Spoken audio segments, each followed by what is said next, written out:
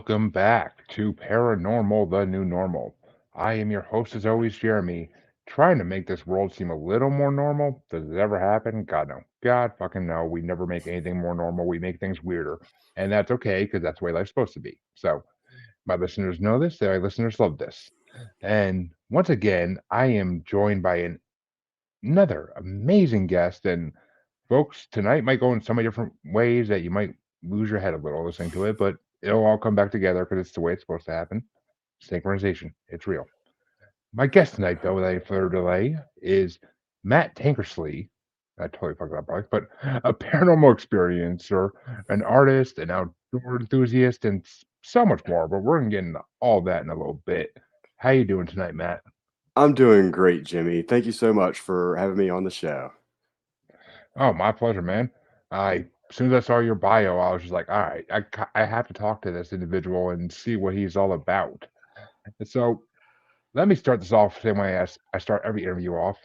What got you into the paranormal? Where did it all come from? There's the world that we're all told to expect, and we can all mostly agree on that. And then there's the world that we all observe, which has differences. There's a difference in the world we observe and the world we're sort of taught to expect. So there's that aspect where we're sort of being told things, and I'm looking at the world and saying, things aren't quite adding up for me like that. I still have some questions. Then there's also some personal experiences that I've had that are not explainable from the sort of mainstream perspective. And also, there's even some experiences that I've had that I think are very common that a lot of people have, yet they have been reduced to some sort of line in a like there's the psychological evaluation handbook where some of these things are categorized in there, and I know what the book is going to say about my experience, and I'm remembering back to what happened, and I'm like, these are definitely not the same thing. That was definitely not what this was. But the mainstream will tell us like, oh, that's what it was. You're a kid and you had an active imagination, and that's all it was, and just don't think about it anymore. So those kinds of experiences, plus this difference of personal observation versus what the world is sort of telling us, that's where some of my paranormal experiences come from, and also disliking that world, disliking school, not all of it, but a lot of it. I was often looking for a way. Well, where's a way out? How can we supersede this world? How can where's the exit? Who's living outside of these rules and false parameters? So that's what really sort of spurred the more spiritual side of things, looking into Eastern schools of thought and finding explanations for these phenomena that people seem to be having. And I don't feel alone on this, but they're just not getting very concrete and or practical answers to that, I'd say. Good overall general sentiment to have, I would say. I mean, false history is a very real thing, and it's implanted in each of our minds throughout our lives in different points. And yeah, I mean, we all, and our memory's a funny thing to begin with. So, I mean, it's easy enough to manipulate it. But you said experiences, and that kind of brings me to the second question I ask everybody. What are some experiences you've had with some of these paranormal realm entities? All right. There's one thing that happened on two different occasions that I can recall as being a little boy, and one of them I know I was around the age of 2.5 or 3, and I remember that because our family moved after I was 3. So this was in our old house. So I remember this must have been like from that era of like 2 to 3 when I could walk, but So, anyways, I remember laying in bed as a toddler, laying in bed and having a welling feeling of panic or unsurety, like what's going on, and looking up at the ceiling of my room, and there was a yellow light that reminded me like the shape of a bumblebee's abdomen, like sort of a teardrop shape with yellow bars. So I saw this light, and it was like it was being shined up on the ceiling, and it was on and off, and then it blinked on and off and on and off and on and off across the ceiling. It was just on the ceiling. It didn't seem to go on the walls or anything. It was just that one thing. And uh, it was later on, like maybe a year or two later, that I woke up and I was having this panicky feeling, and leave my room, run to my mom and dad's room, and like, mom, and dad, I had a bad dream. Let me sleep with you tonight. And then I got crawl in bed with them, and I'm like in between my mom and dad. And I'm like, ah, and I look up, and there's that same yellow teardrop shaped like bumblebee behind looking light off and on across the ceiling. So I like I don't have any explanation, but it was very strange, very clear memory. Was definitely not on any kind of psychedelics or anything. Huh, So, interesting. yeah, that's one of these things. It's something, like, there's something going on. And there was nothing I mean, it happened in 2 different rooms, so I'm not even Eh gonna ask, was there anything that the light could be reflecting off of? Because, I mean, n if it was reflecting off something, it wouldn't have followed you into the 2nd room by any means, so Right, no, 2 totally different experiences. There's probably a 2-year time split in between those 2 events of, like, that one in that one house, and then the second time it happened again, and I was worried and panicked and actually left the room uh, and ran. So that was one of these sort of, strange experiences in, childhood bedtime. I I mean, I have 2 trains of thought on this experience. It's either and this is the one I'm leaning towards, but somehow extraterrestrial in origin, but yet just seeing a light in the ceiling, I don't know how that would like, what would be the purpose of that? Like, that's the only thing that stumps me for that one. The other train of thought, which makes a little more sense, is spiritual, some kind of spirit that would I mean, it could a spirit could follow you from house to house, so that would make more sense logically. And why they would show up as a yellow light in the ceiling, who knows? But spirits do the strangest things. I mean, could almost be a ghost light type situation. So Yeah, yeah, I don't have a solid explanation for it. I think that I feel like some of the things you said were probably along the line of, what falling into the bucket of what must be the correct explanation. Maybe some I felt like there was really that those bumblebee yellow stripes, and I had like an insectoid kind of impression from it. So that might be like a indicator, like them saying it was us. Like, so I don't know if I can't say. I'm not really too worried about if it's a benevolent thing or malevolent thing. And my feeling is that it's probably neutral or beneficial. Where some of these other experiences that I've had were more certainly negative. Um, and that's sort of like a piece of the puzzle that I think people should be open-minded to, and not just pulling the knee-jerk reaction. I think like a lot of Westerners have this knee-jerk reaction, like if something confronts their reality, then it must be alien, it must be a demon, and don't interact with it. It's probably bad, and there's a whole ecosystem of creatures that are out there, and there's some people that are trying to bring more of them into our reality, and being aware of this sort of stuff is just sort of noticing when somebody notices them. That's the last thing that some of these negative entities want, is to be noticed or recognized for what they are, and they don't bother people. And I think a lot of bad dreams stem from some of these entities monkeying around with people in dream space and just kind of being jerks and playing tricks. yeah, I mean, well, dreams are another topic that are just so there's so many explanations for why we dream the things we do.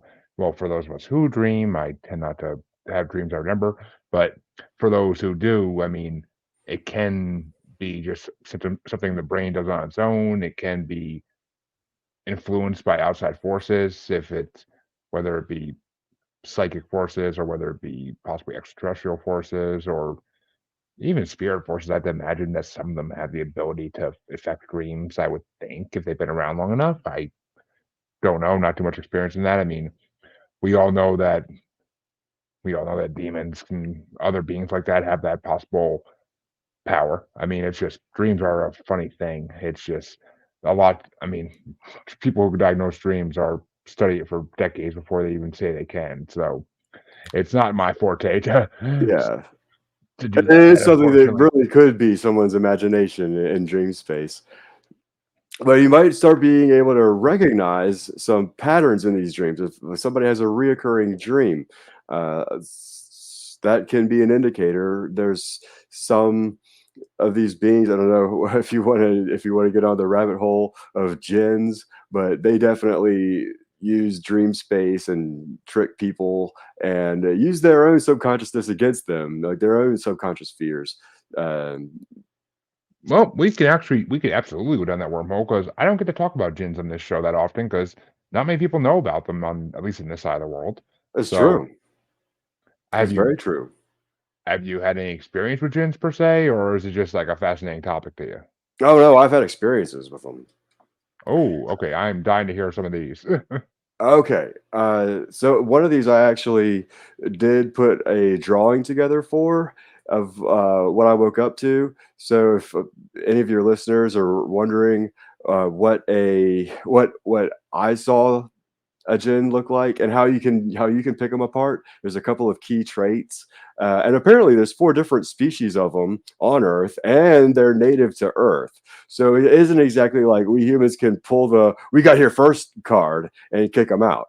So they've already kind of been kicked out of our reality, which is why they're sort of in between third and fourth density.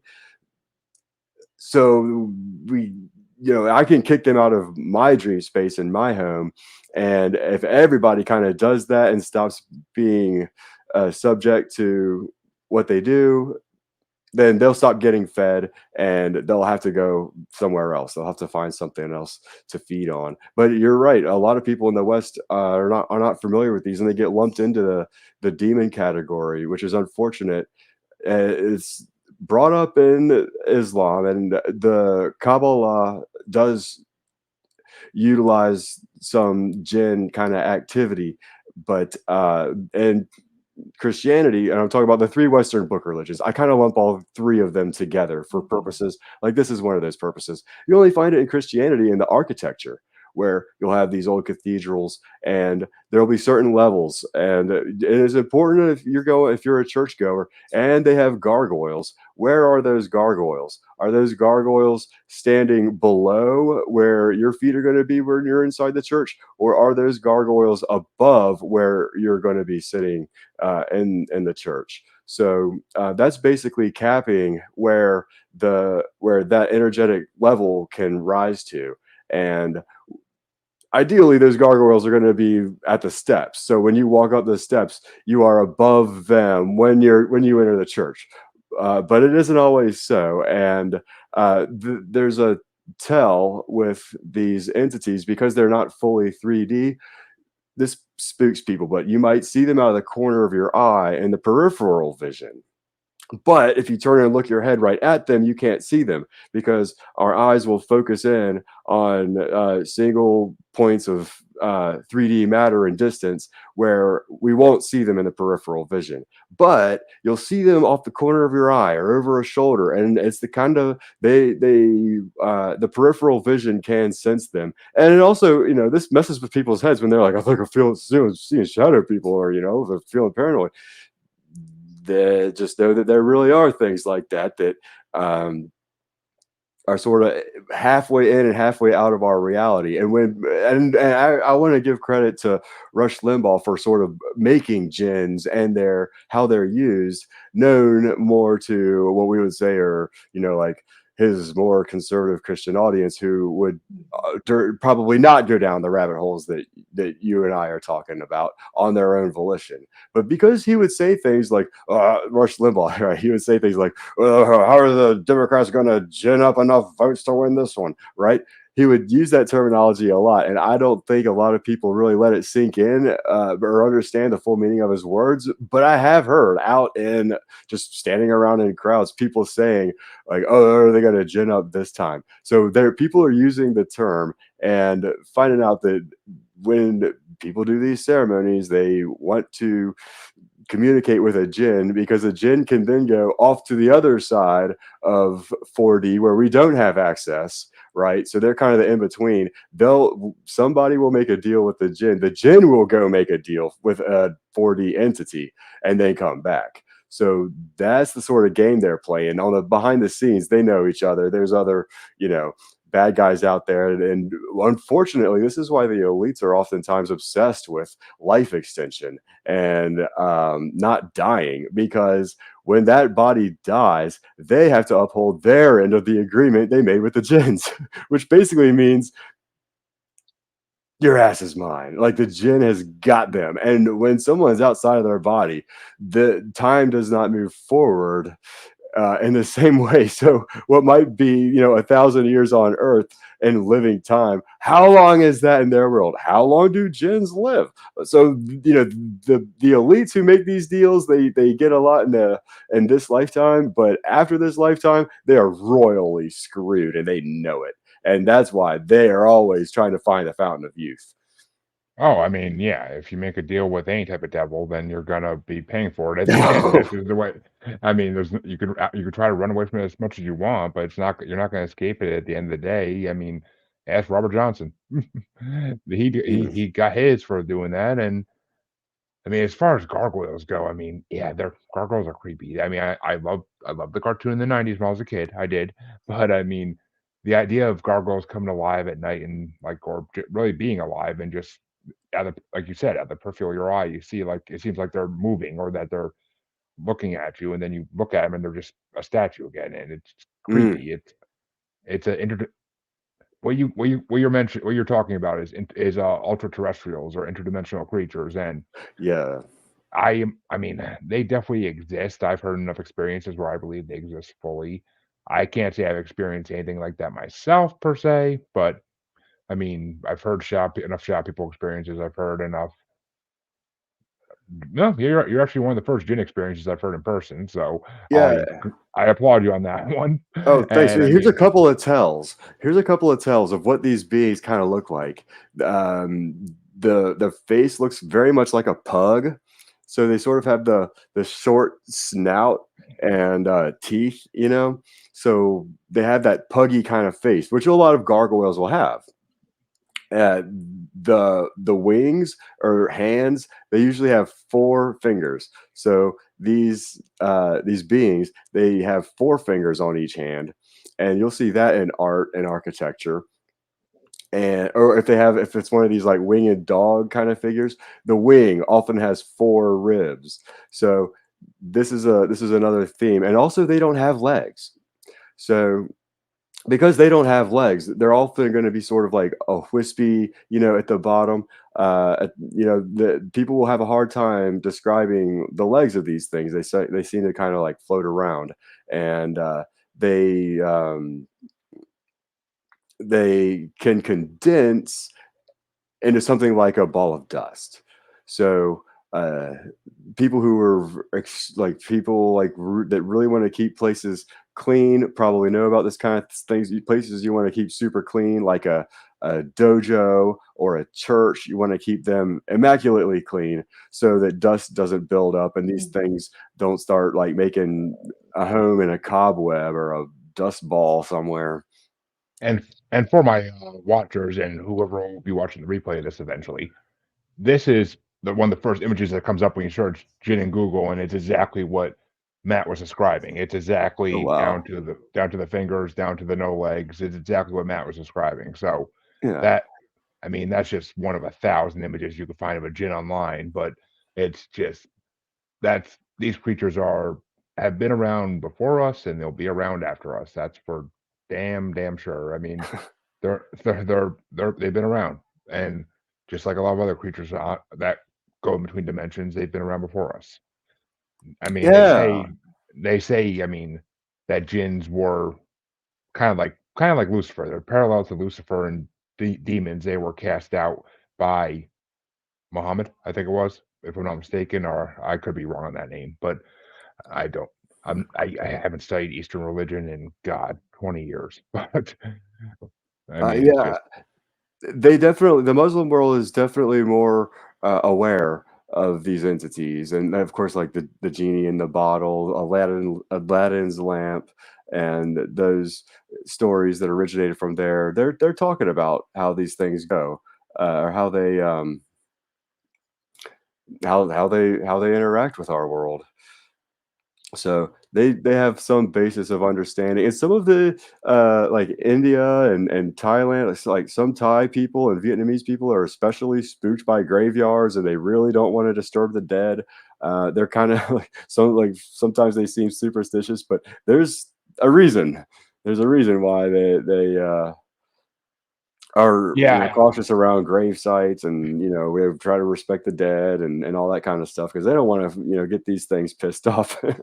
I mean, I've interviewed people before that who were in the military over in the Middle East, and they said like some of them saw things and they couldn't quite put a name to what they saw, but they saw things in the desert and they were just like, "What is Mm, going on here? Like this is something unearthly."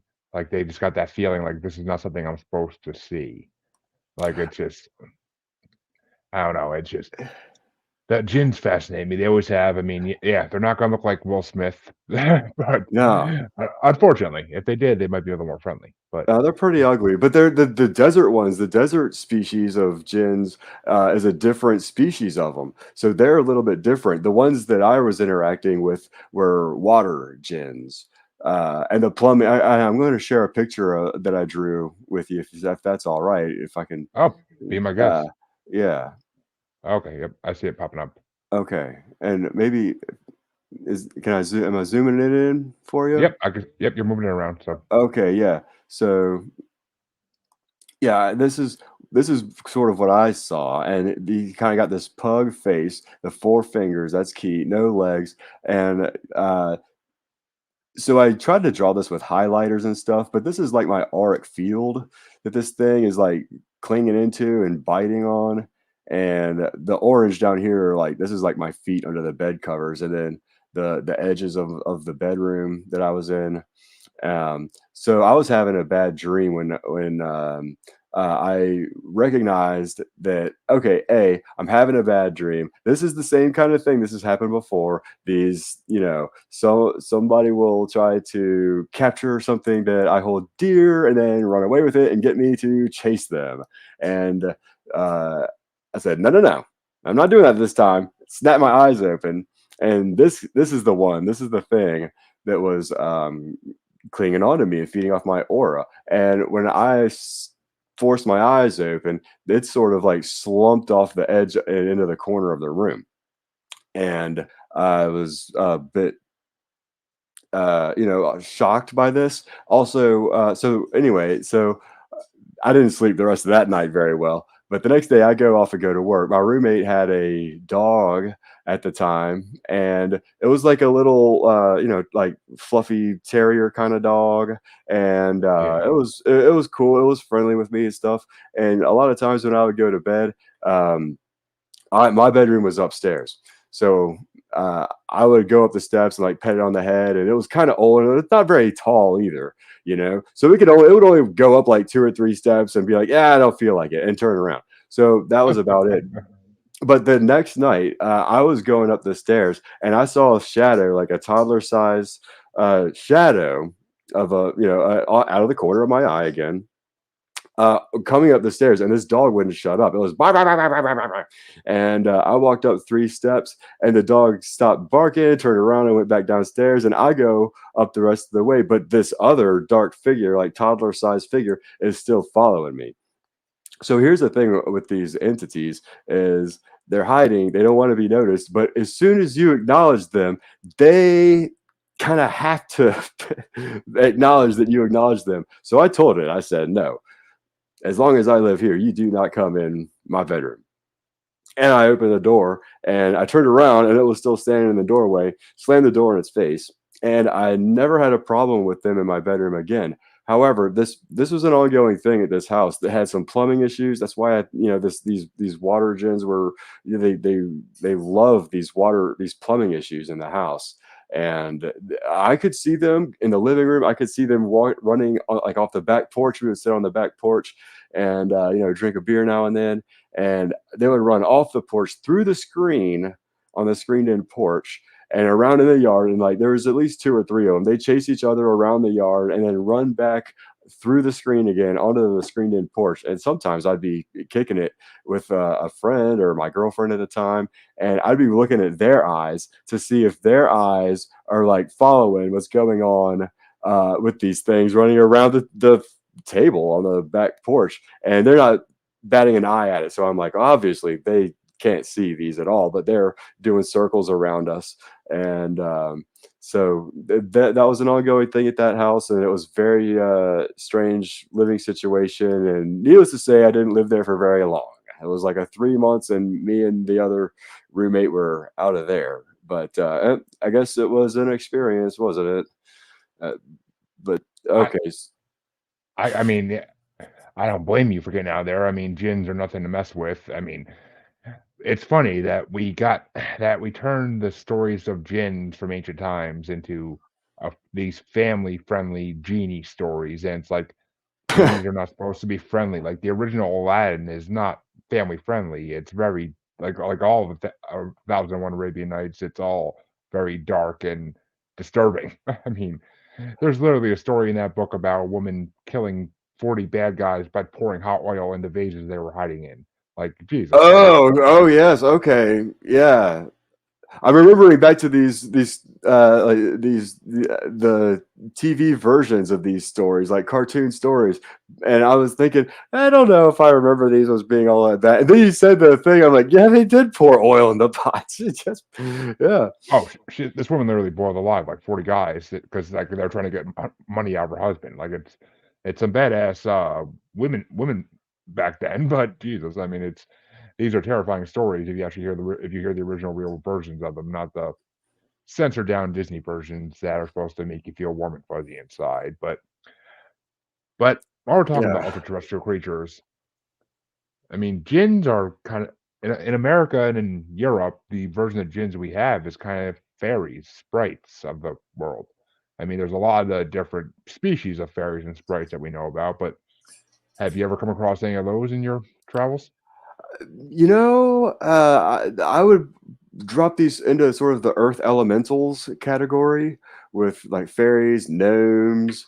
Uh, they feel to me to seem to be earth consciousness expressing herself and guarding herself. Like sometimes there's certain places that are just so beautiful, and the biodiversity is just so dense and in a very small area that it's such uh, a microclimate where these things can really interact with each other. And I feel like sometimes there are fairies. Like there's a beautiful waterfall here in Virginia called the Cascades, and it's Mhm. near the Virginia Tech campus. I don't know if you're really familiar with the area at all. Not Um, too much. uh, I've driven through Virginia, but I never actually stayed for any amount of time. Yeah, well, the Cascades is a beautiful waterfall, short day hike up to the falls. And in the 70s, there was a young woman and some friends that went hiking up there, and they were taking pictures and having fun. And the picture of this woman, probably a college student, I think, from one of the local schools, and she's pictured at the top of this waterfall with a butterfly on her finger. Beautiful picture. Well, slipped off the top of the waterfall and went over the side and died. And a couple of days later, they were doing a service. This is such a tragedy, but they did a bit at the Cascades and saying how she was a naturalist and outdoorsy and all this. And during that address, the whole canyon where this waterfall is completely filled with butterflies. So Mm. I feel like butterflies are a manifestation of some maybe that fairy energy can manifest through butterflies. Uh, um, there, so I haven't had any direct experience with a sprite or a fairy or anything like that, but I have been to places like the Cascades waterfall, some of these other really unique uh, backcountry kind of places that are like so pristine and so like dense with like vibrance, that like something like an elf or a gnome or a fairy would be like this, the little gardeners, the caretakers, this earth consciousness that's in these areas that hasn't been disturbed. It's really beautiful. I feel like it's like sometimes the earth, her consciousness manifests as sort of as some of these kinds of entities, these elemental entities. That is quite beautiful.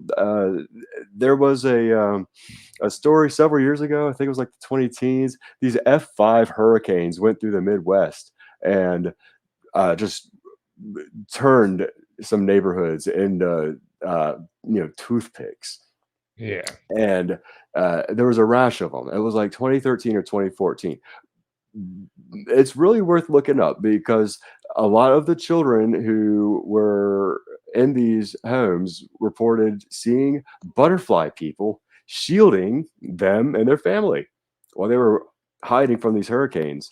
And the um, they even did murals afterwards. They were asking all these kids about what they saw and all this. The kids were painting murals and all this stuff, and it's still there, like big, memorable things.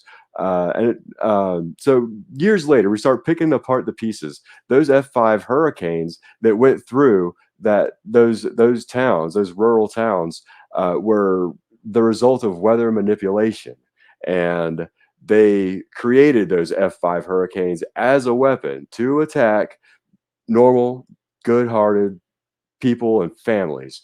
And because that was a breach of the rules, this is a free will universe, and you're not really allowed to infringe on other people's free will except under very specific circumstances. Higher ups can't really come down here and manifest and intercede in the goings on down here unless there's like an egregious overstep.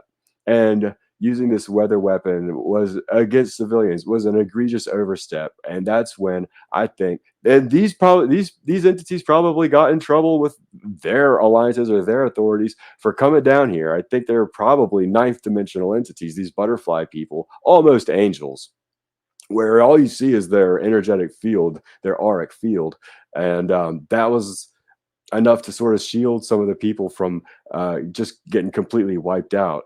So I feel like that was one of these things where I feel like there's definitely a lot more of the story than some freak tornadoes and children drawing butterfly people. There was a lot more of the story that unpacked over time with other people adding their pieces to the puzzle, and sort of the exopolitics that are involved with what we with what we have to deal with down here on the surface. I mean, yeah, it makes sense, and I mean, I personally think that fairies get mistaken for butterflies a lot of time, I think, is the thing, because they are very similar looking creatures. It's just fairies, and they both can appear and disappear as fast as possible, and you 1 second they're there, 1 second they're flown away, gone. So, I mean, I just saw a picture the other day on Facebook. I it was a repost from years ago, I know that, but it supposedly was a fairy on someone's fingertip, and, like, I mean, Huh. I feel like I saw this picture years ago before AI was a thing, before AI art was a thing, so I feel like there's possibly some reality to it, but, I mean, I don't really know. It's just I've heard enough stories about elementals, fire, earth, air, and water that they have to exist to some degree, and maybe they are just there to protect nature, to protect the earth from humans, which we do this all the time. We like to harm the earth, and for stupid reasons sometimes too, not always for good reasons. But I'm fine Yeah. with we have to build, we have to destroy earth in order to build things on it, and I'm fine with that to some degree. But just destroying Earth to destroy Earth is just yeah, not a good thing. And No, it's not. I and feel I like that mean, was really part of what W was pushing when he said the war on Terra. The war on Terra. The war on Terra. We're gonna win the war on Terra.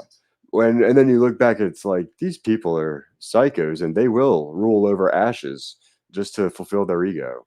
They really are like that crazy. They will destroy the planet just to say that those are mm, their ashes. So yeah, with it's with with with current events, that is looking more and more logical every day of our lives now. But it's just things are getting dark in this new year. But it's hope there's always a light at the end of the tunnel. Just how long does it take to get there, and who's gonna make it there is the question. But Oh, certainly. I think there's a lot of good things to come because I feel like I've been in the backwaters just sort of like observing, observing things happening for a long time. But if I'm just some schmo and I know all this stuff, then there's certainly going to be people who have way more political and economic power than I have that are also like, no, we're not letting it go down that road. We're not going down that road. So turning the tide on it in the public's view, I think it is a heck of a task. But having a level of discernment for us, not to get sort of swept up in this, I feel like there might be like one or two big whoop-de-doo kind of stories before they're like, oh, okay, well, turns out we had to kill them all for treason, and we're all going to be much better off. Uh, so I'm optimistic about things, and especially considering there's a couple other there's a lot of different factors, and taking those factors into consideration do give me I feel like a lot of optimism and things that will be there for us as the things that we've always known are corrupted and crumble away. So things are right now are corrupted and they're crumbling away. And well, what do we have left to stand on? Well, there really is a whole substrate that has been with us the whole time. And most people are just not really comfortable with trusting nature. Um, a lot of people really, what do they call? Um, they they're heavily invested.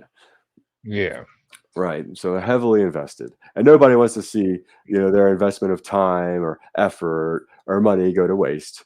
Um, but it's also good to be able to look and say, well, we made a mistake and we can do better. So let's stop doing that and try these ideas that worked before.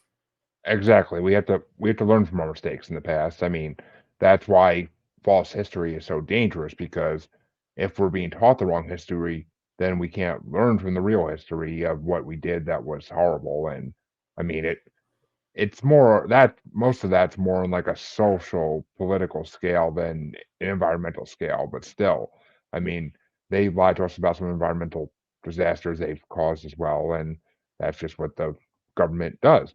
It's just what the Yeah. government does. So Well, I love the with point that you make there with that. yeah, I mean, I like to try tie the things together at the end always, but well, not the end of the episode, but the end of a conversation like that. And but I saw, and this is kind of had me curious for a couple days now. When you mentioned elementals, you said grassman. Now, Ah, are you leaning are you using grassman in the term for Sasquatch or in the term for like an actual grassman, like an element? okay, yeah, okay, Grassman. There's a few different accounts. There's some accounts of this entity as being Grassman. This is a dark figure. Okay, and the earliest image that I can have of it is it was like a block carving from Europe, and it's very famous. And it's the devil with a scythe, and he's cutting down hay at nighttime in a circle. Okay, Yep. so people have used this same image and been like, "Oh, they're talking about crop circles," or "Oh, they're talking about the devil," or this and that. And I think it's and also this devilish figure has a big old grin on his face while he's cutting down the hay. Have you seen that image? I believe I It's like a have, and block print. It's like one of those like a block print, like dawn of newspaper days kind of prints. Uh, well, that's one reference. Sometimes there's some accounts that will call this fellow Hat Man because I mm, it's a very tall, skinny figure with a broad hat, and sometimes yeah. he's got a scythe or something with him.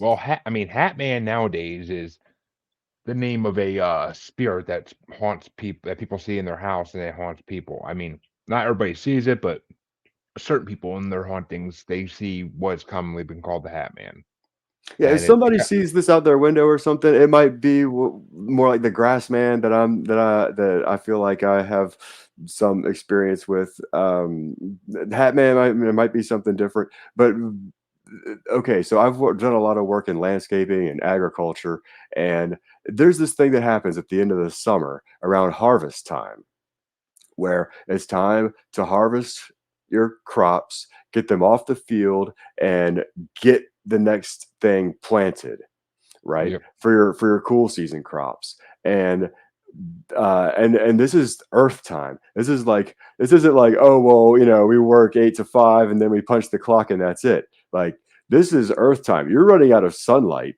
And if you don't get that seed in the ground before the soil cools off, your seeds will not germinate.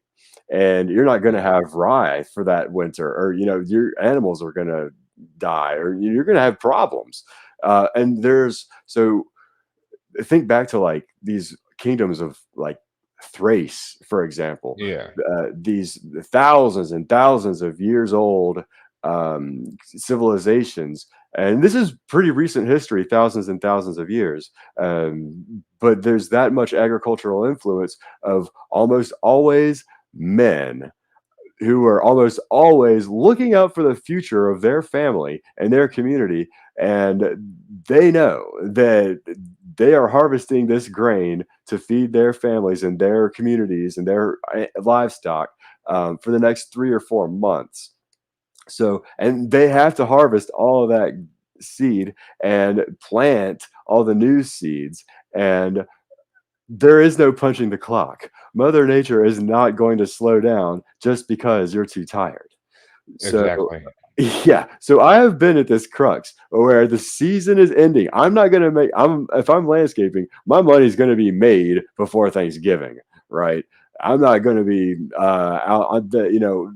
I might have some snow removal to do or leaf removal job, but for the most part, nobody's thinking about landscaping. I'm not doing any front yard redos or backyard redos. So my world is also dependent on these earth time cycles and the opportunity to make enough money to hold through the winters, that middle of August to middle of September timeframe where working every single lit hour of the day, starting before dawn and getting equipment prepared and putting that out and just putting in like 70-hour plus weeks. I've been out there like saying I'm not going to stop because I'm hungry. I have some water. I can get water off of this hose, but I've got to keep going. Or there's going to be a cascading level. There's going to be cascading problems through time if I don't do this for me and my loved ones. So this kind of entity, I was on that vibe. It was in that survival mode, really interacting with plants, really like what's the soil temperature? Are these seeds going to germinate? Do I have time to get all this in? So this sort of mentality started getting into my head, and I got to be honest, like there's times when I got a little giddy and laughing, and there's no one around. I mean, it's me in the fields and grass and a machine, and it's and I'm like laughing, and I'm thinking, I'm like, oh my god, I feel like that devilish character in that old wood block print that's out there scything the hay down and like laughing in the middle of the night, right? Cutting fields in the middle of the night, cutting by moonlight, right? Sweat, probably, these thousands of years of men doing this at certain points, when obviously you don't want to have to work that hard, but if there's not enough boys or men around, then they're just going to work to exhaustion. So I feel like there's like human consciousness has like programmed this entity, like thought itself, like human thought itself has created this entity, and where there's consciousness on that vibration, then it's manifests. And I've heard some stories about people that like have gone out to a field and like the grass parts, and they'll see what looks like a man with a hat on at the other end of this parted grass, and at nighttime. So it's there's, I think there's something there. Grass man. There's a couple of kind of like, I've seen some people that are like, oh, I caught it on camera. I don't really know if some of those videos are real, but I feel like it's a there, like there's definitely a some sort of conscious entity that may not ever have been alive. It might completely be the manifestation of thought of all these humans over thousands of years doing these basic agricultural tasks and knowing the agricultural timelines of, this either has to get done, or we might we're going to suffer. We might not make it through the winter. So I feel like that level of importance with, what's something that seems like such a menial task, is one of the things that has probably allowed our civilization to grow and prosper, not having to focus on those kinds of things. But it's also something that maybe it's kind of like a rite of passage or something. See if you've really really tested the metal, you know. Okay, okay. I've been googling away here trying to think of the word because what you're describing is a tulpa. P- Humans have a tulpa is a creature that humans create through their enough conscious enough conscious mind power in a group going to this creature. Suppose we can create this type of creature. I mean, golems are usually like the number one Hmm. example of a tulpa. It's just something that, like, if a whole neighborhood, a whole not civilization, but if a whole neighborhood, a whole city is angry enough at one person, one angry enough at one thing, they may create out of their mind like this tulpa, this golem. There's a famous X-Files episode where a woman was creating a golem unknowingly to attack her neighbors because they weren't keeping up their lawns. Oh, Which, ironically enough for you, is funny.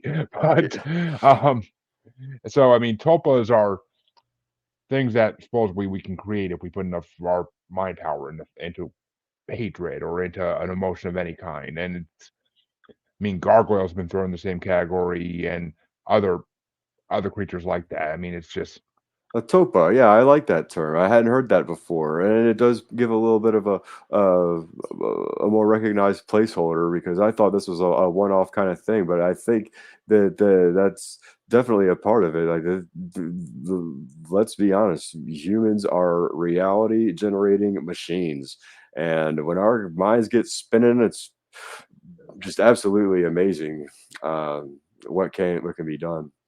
yeah. I mean, tulpas originally come from Tibetan Buddhism, and basically it's thought form or materialized being that I mean Hmm. spiritual practice and intense concentration can create it, but emotions have been told to do it too back in history.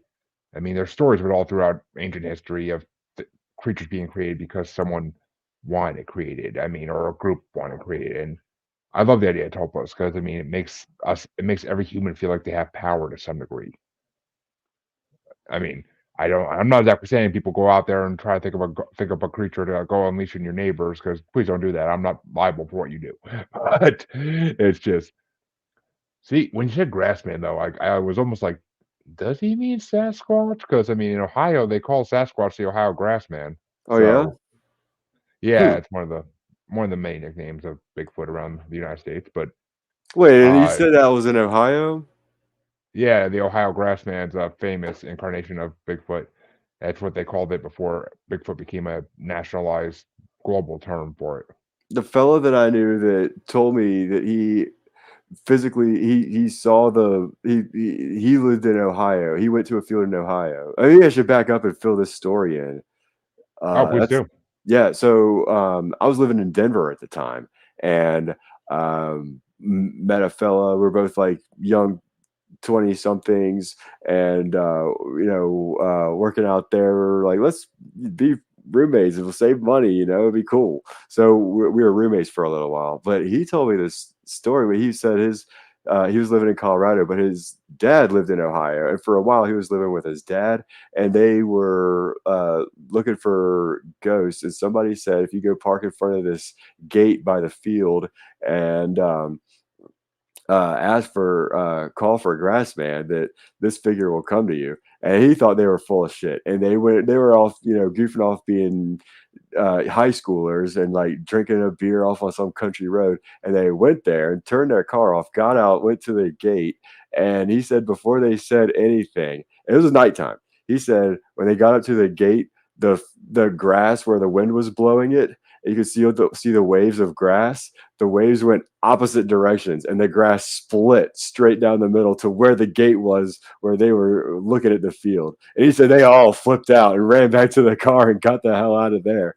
But he said he thought that was some grass man action. But I think Sasquatches are like pretty cool and not understood, and probably not happy about what us humans are doing around here. And maybe they deserve. Maybe we should put them at the head of the United Nations, or maybe we should let them communicate some of their, or let them air some of their grievances. If we could get a translator on the phone, I'd like to hear what they have to say.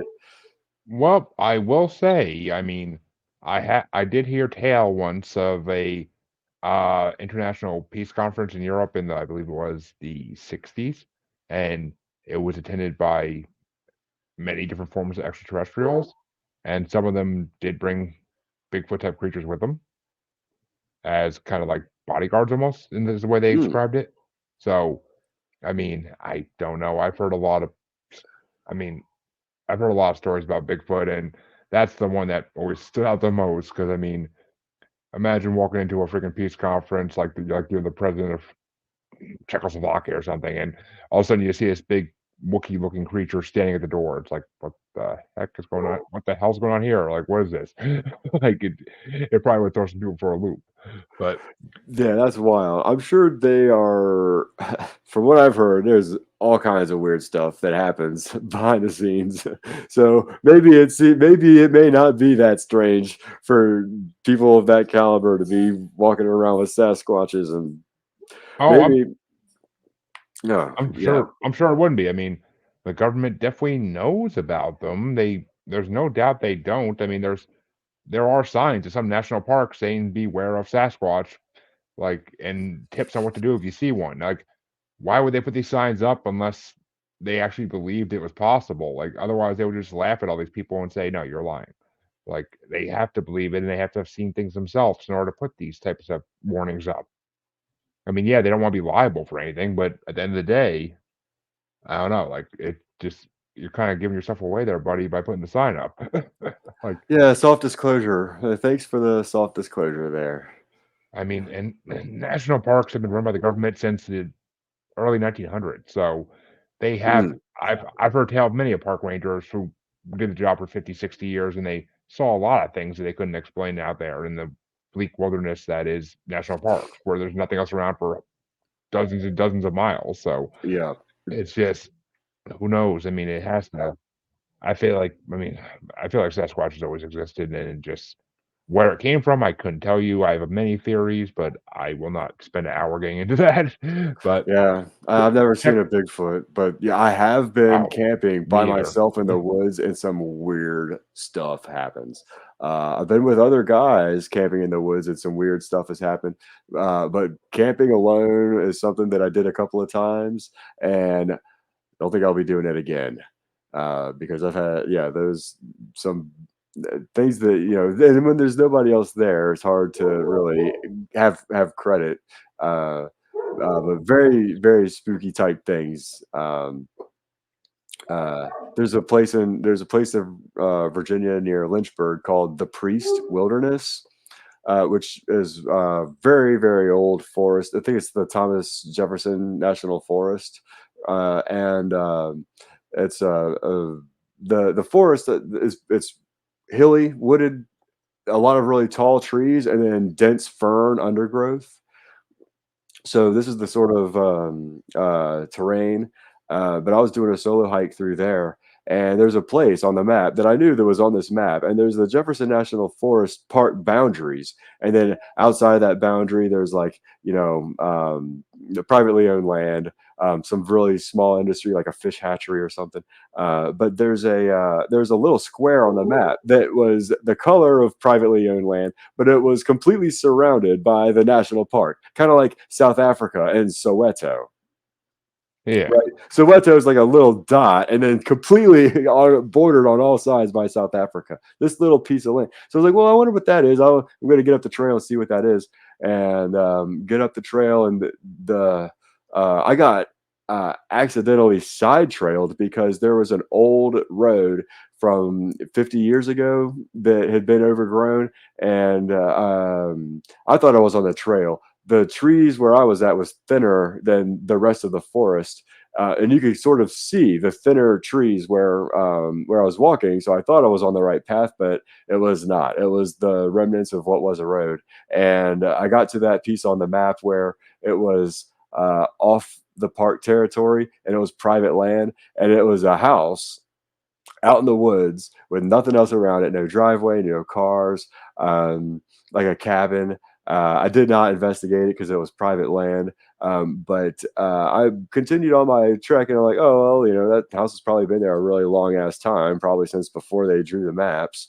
And found there was a pretty obvious campsite that was marked out with some stones and benches and a rock fire pit. So, in areas to pitch a tent. So it's like, well, this is where everybody on this hike camps, and then you hike back out the next day. And as the sun was going down, I was getting that feeling I was watched. Something's watching me.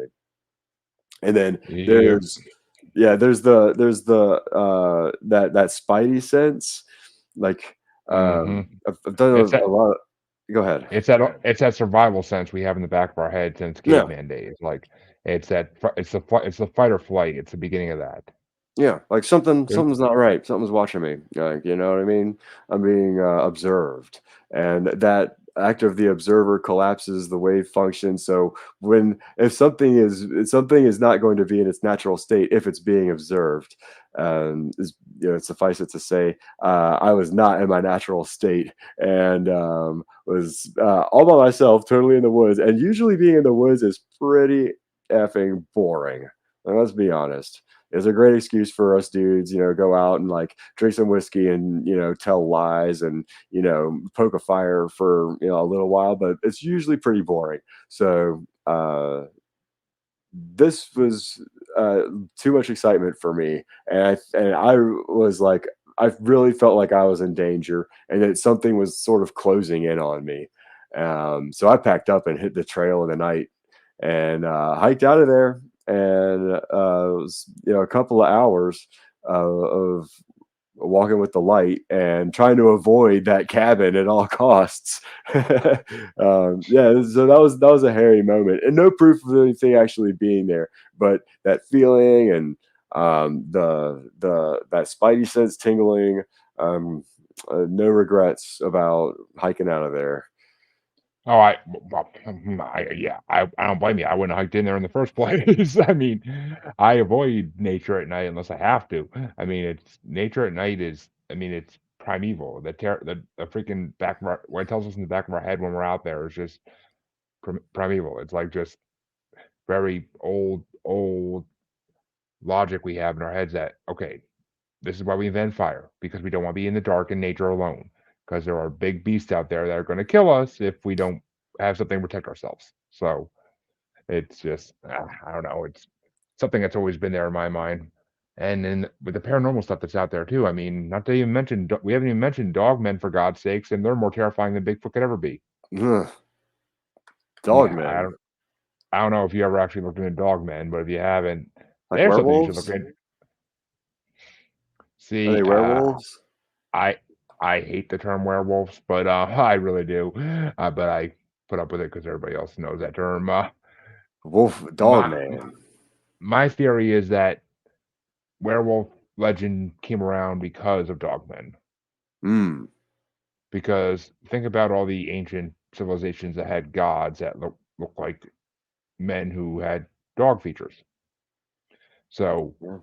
where would they get these ideas from for these types of creatures unless they saw something similar, or unless they and I mean, dogmen have been, I mean, they're referenced in the Bible. Oh, what the hell is it from the Bible? I can't think of it. Cain, I think. I think the Canaanites. I think they were supposedly supposed people who look like they look like walking, talking dogs on two legs. So Mhm. I mean, there's different examples of them in every religion, basically. Yeah, Um, there's the Gil, Anunnaki set. yep, The yep. The Epic of Gilgamesh has his best friend is a dog man, supposedly, or a Sasquatch. So, huh. Enkidu. So, I mean, it goes throughout history. There's tales of these dog-like humanoids, and there's a lot of stories nowadays, especially out of. I mean, there's whole Facebook groups dedicated to this. There's actual organizations, NADP, the North American Dogman. What's the P stands for? I want to say Patrol, but I could be wrong. There's organizations dedicated to studying these creatures because out in Wisconsin, there's a lot of them. Like the Midwest has a lot of sightings of them. The coast have sightings, but not as much. But out in the Midwest, there's a lot of sightings of these creatures. And just like you said for the Djinn, there's different species supposedly. Some more aggressive, some just territorial. Yeah, So I feel like there are definitely wild dogs that are at the level of soul consciousness now. I feel like there are dogs that communicate with other dogs at a very high level that we don't really tune into. And I've heard some stories. Germany and Russia, their dogs seem to be pretty freaking sharp. The dogs in Russia, I don't know if you've heard this, they can ride the subways. So the Russian dogs have figured out where the shopping districts are, where they're more likely to get handouts. And they will ride the subway for free because they can get under the little, the little ticker things. They'll yep. ride the subway, get to the shopping districts, and hang out there all day, and then ride the ride the public transit back to where they live. Well, I mean, and well, I mean, think about it this way too. The Germans in World War II and One were supposedly had these dogmen type soldiers that they used. I mean, they called them werewolf soldiers back then, but they basically were dogmen type soldiers that they supposedly had, like along with all the other occult practices they were trying to create at that moment because they wanted power. And if you want power, you'll find it, but it's not going to be. You'll pay the price eventually for it. And look, they did. Oh, Uh, big surprise! Big surprise! You unlocked something you couldn't deal with, and you lost the war because of it. So, but well, I mean, we could keep going on on these topics for hours. We really could, but yeah, there's a lot of rabbit holes. There's a lot of rabbits. there really is. I mean, Uh, there's a lot of rabbits running down a lot of holes to chase. That's for damn sure in this paranormal world we live in. And like I said, folks, we wouldn't be making the world more normal tonight. We wouldn't, because it's not going to happen ever. So, I like this paranormal model being the new model for normalcy because like the three Western book religions, the if something is different from those models, then a lot of folks, in my opinion, we're not doing a poll out here, but the idea that I have of the response that I would get from some of the things I talk about are that, well, that's like some kind of new agey spirituality, man, and it doesn't, that's not what they said in the book, so you must be wrong. But some of these ideas that we talk about, and like the under the of spirituality or conscious evolution, these are ideas that humans were already working with 2,500 years ago, 3,700 years ago. We were already working on this stuff. And then to revise that, it seems like it's something new because what we've had was um, that was new at the time, but we've all gotten used to it. Going back to what was before seems like a new idea. I feel like a lot of the things, a lot of the challenges now to discern what is fluff and what is disinformation and what was a more true and integrated with the earth way of being, with the great integrity of just living our lives as stewards of the planet and uh, find this is indigenous peoples are often everything they have is dependent upon nature and family. And it's a very nature and family centric society that forms, and when there isn't a whole lot of empirical influences. But the empire is going to look and say, "Oh, look, they don't have money. They must be poor. We need to bring them Hmm. some economic advantage, right? Like they need our help. Look, they don't like they're wearing feathers. They so there's a big difference in perspectives, and um, I've the way things are going to be able to grow as we move forward is going to be having more of that great integrity, embracing some of these spiritual things, not necessarily embracing the spirits, but embracing these ideas that that we definitely do in fact have uh, uh, things that are outside of our visible spectrum, per se, like what we were talking about earlier with these Djinns. Our eyes can perceive but so much, but we know and we can prove that there's things outside of our visual perception that are definitely there, and we can prove that they're there. Just our eyes don't visually perceive those things.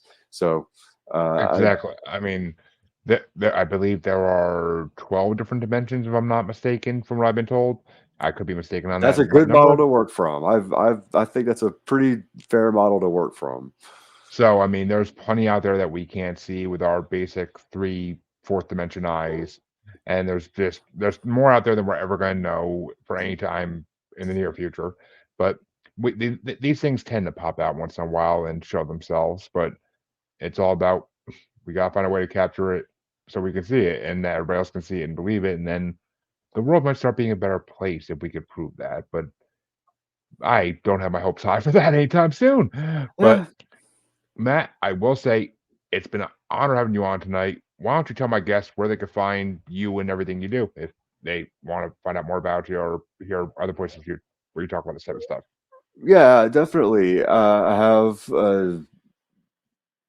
my name, MJ Tank, is my channel name on Rumble, and I post videos on a couple of other websites, and on all my videos there's a link to my link tree, which right now that's the link where you can find my Etsy shop and my Fine Art America gallery. And some of those pictures, like the picture that I posted of the Djinn, that was one where I needed to draw that out just so that I'd have a reference point for things like this, for folks to kind of look at and see in detail. So it's a pretty high quality photograph of the actual drawing, and people can check that out. The gallery's free, and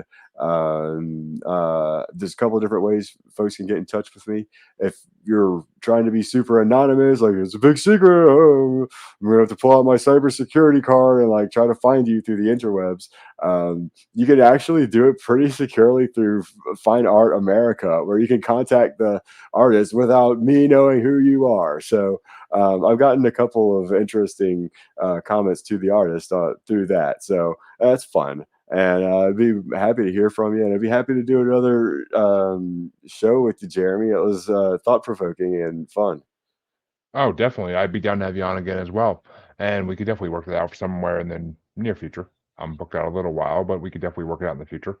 And I will definitely be posting all of Matt's links on the description when this releases in podcast form for listeners. So feel free to click and go. And I thank you for Matt for being on. All my listeners, you know where to find me by now. If you don't, shame, just shame, shame. But check out the outro. You'll hear it all again if you need to. And Matt, we will definitely get you on again in the future. But for tonight, folks, some of us got to work in the morning. So I will bid you all good night. And I'll see you tomorrow. I have another paranormal interview tomorrow. So Fantastic. y- Farewell, look, everybody. Farewell. and I look forward to seeing you all tomorrow. Until then, just remember, the world's not normal.